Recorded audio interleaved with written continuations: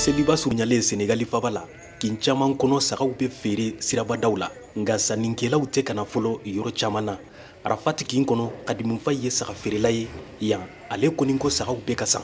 La vente ça se passe très bien. Feere bɛ ka kɛ kosɛbɛ mɔgɔw dɔ bɛ yen minnu b'u ka sagaw san u b'u to yan bawo u ka so lakananen tɛ o de y'a to n'o tɛ yan saga caman n feerela ka ban.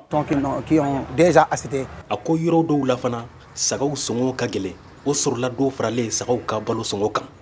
Tu sais que les aliments. Aw b'a dɔn dɔw farala saga balo sɔngɔ kan an tun bɛ kilo kelen feere 50 sisan a bɛ 70 la o de y'a to saga sɔngɔ ka gɛlɛn nka yan a sɔngɔ man gɛlɛn bawo bayifaliw ka feere yɔrɔ dɔn saga sɔngɔ yan 50, 40, 30 ani 26 dɔn wa a sɔngɔ man gɛlɛn. 130 là ici là. C'est pas cher. Ale nja y'a sɛbɛtiya ko sagaw da ka gɛlɛn. Bagan marala do saga feerela do fana Liberté 6 sigi kɔnɔ.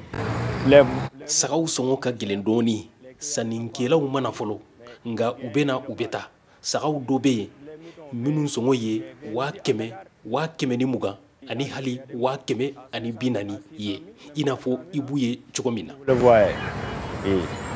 Alaji Falu ni Mamadu Lamini Janyi nana saga san na nka u ni saga feerelaw ma bɛn sɔngɔw la o bɛɛ n'a ta u jigi b'a kan yanni seliba cɛ u bɛ saga sɔrɔ danɔgɔman na. Les prix sont pas moins. Ça coûte tellement cher.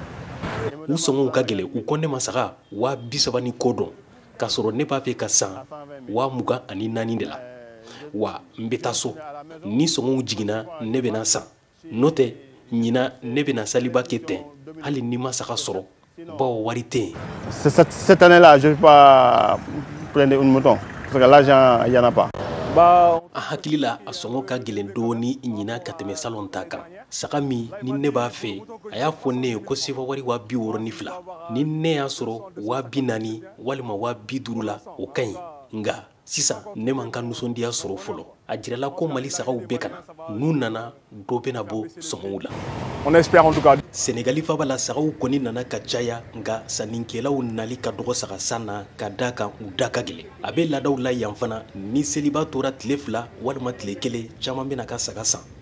Nama Jara, Dakar, VOA Bambara.